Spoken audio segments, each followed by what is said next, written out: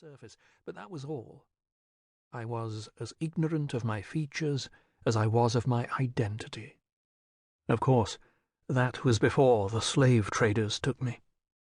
Then I had ample opportunity to hear myself described. In the country of Drugen, they were looking for perfect, unblemished sacrifices. I was sold to one of the bone priests who served the Markagir, the ruler of all Drugen. The Markagir was cruel, ruthless, and utterly mad, and I was bought for his foul harem, the Zenana in the palace of Darsanga. Beauty is scant comfort on a descent into hell. I resemble my mother. I know it now.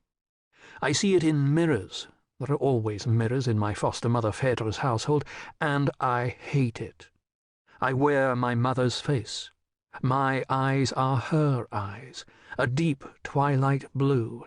My skin is her skin, a shadowed alabaster, the colour of old ivory. I see the generous curve of her mouth reflected in my lips. My hair, like hers, grows in gleaming blue-black waves. The resemblance cannot be denied. There are those, even now, after all she has done, who marvel that I don't welcome it. Although she was the greatest traitor our nation has known, Melisande Charizai was one of its greatest beauties too. A deadly beauty, bright as the sun, keen as a blade. In certain circles she is still admired for it. If there is a nation on the face of the earth with a people more vain than Terre d'Ange, I've yet to find it. And in my 12 years, I've seen more of the world than most d'Angelines will ever glimpse. But I have seen beauty, and it does not wear my mother's face. When I gaze in the mirror and see her features reflected in mine, I am filled with uncertainty. What does it mean to be good? When I look inside myself, I see only darkness and confusion.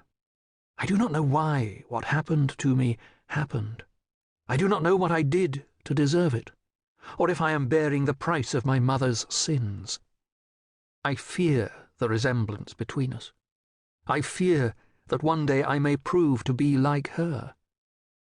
But when I look outside myself, it is easy to point to goodness. I was stolen out of paradise and sent into the depths of a depravity the likes of which decent folk couldn't begin to comprehend, but I was rescued. The ones who rescued me. When I think about what it means to be good, I think about them. Phèdre, Joscelin, Phèdre. I don't know, I will never know, where they found the courage to do what was needed to save me. Phèdre says that although it is my mother who charged her with the task, it was the will of blessed Eloi himself that sent her forth across that terrible threshold. I cannot reckon the cost. I know what the Markagir did to her. All of us who were slaves in the Markagir Zenana knew what he did to his favourites. I don't know how she endured it. I don't know how Joscelin, Phèdre's consort and protector, survived knowing the abuse she suffered at the Markagir's hands without succumbing to madness. I love them so much that it hurts inside. I am theirs now, their foster son. Queen Isandre allowed it, although she has little liking for the arrangement. My mother consented willingly to it. Indeed, she made a concession that it might come to pass. As far as I know, it is one of the only concessions my mother has ever made in her life. Although they have been opponents in her intrigues, there is a bond of long standing between her and Phèdre. I don't understand it, and I don't want to. I think, somehow, that I will rue the day I ever do. My mother remains in sanctuary in the temple of Asherat of the Sea in La Serenissima. Unlike my father, she was tried and convicted of high treason long before I was born.